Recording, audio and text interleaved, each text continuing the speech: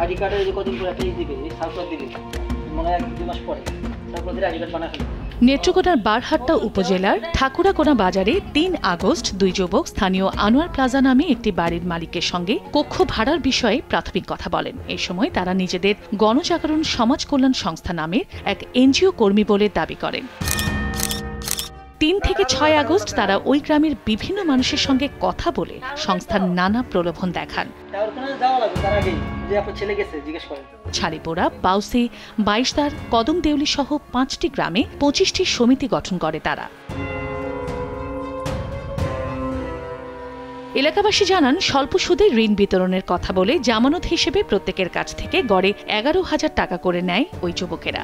১০ August জামানতের বিপরীতে ঋণের টাকা বিতরণের কথা থাকলেও গা ঢাকা দেন তারা। এর মধ্যে অন্তত ২৫ লাখ টাকা জমা দেন গ্রামবাসী। প্রতারণার বিষয়টি বুঝতে পেরে তারা বারহাট্টা থানায় লিখিত অভিযোগ করেন। ২জন লোক আসলো, আয়সা মহিলারা বলছে যে ১ লাখ করে টাকা দিব, ১ বছরে ১০,০০০ টাকা সুদ দিলেই হবে। গরম করছি, ১৬,১০০ টাকা জমা দিছি, আমার ৩ লাখ টাকা দিব রবিবারে। সন্ধ্যার সময় হেরা উদাও। ২০০০ তো সমিতির গঠনের মতনই, তা তো নাম দেওয়ানি যায়, তারপর তারা বিশ্বাস করে হরে নাম দিচ্ছে। প্রথম আমরা কাছ থেকে কয়ে নিচ্ছে ১০,০০০ টাকা জমা দিতাম, আমরা ১ লক্ষ টাকা দিব। এই ১ বছরে ১ লাখ টাকা নিব আর ১২,০০০ টাকা তারা লাভ নিব।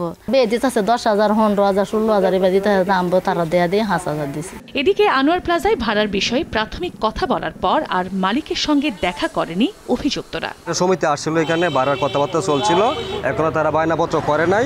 আমাদের কাছে ওনাদের কোনো ঠিকানা নাই, কোনো পরিচয় নাই, বা ওনাদের কোনো ছবি আমাদের কাছে নাই। জেলা সমাজসেবা অধিদপ্তর বলছে, গণজাগরণ সমাজ কল্যাণ সংস্থা নামে কোনো এনজিও তাদের তালিকাভুক্ত নয়। আর পুলিশ বলছে, অভিযোগ পাওয়ার পর বিষয়টির তদন্ত করা শুরু হয়েছে। এই সংগঠনটা আমাদের নেত্রকোনা জেলা অবস্থিত নয়, দুটি সমাজ কল্যাণ সংস্থা হয়ে থেকে, সেক্ষেত্রে অবশ্যই আমরা খতিয়ে দেখব তাদের গঠন, তাদের কার্যপরিধি কী রয়েছে এবং তারা কী কাজটা করতে পারে।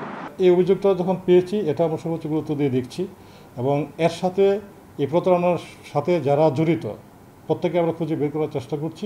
সমাজসেবা অধিদপ্তরের তথ্য মতে নেত্রকোনায় ৭০০ বেসরকারি আর্থিক প্রতিষ্ঠান বর্তমানে কাজ করছে। সময় সংবাদ, নেত্রকোনা।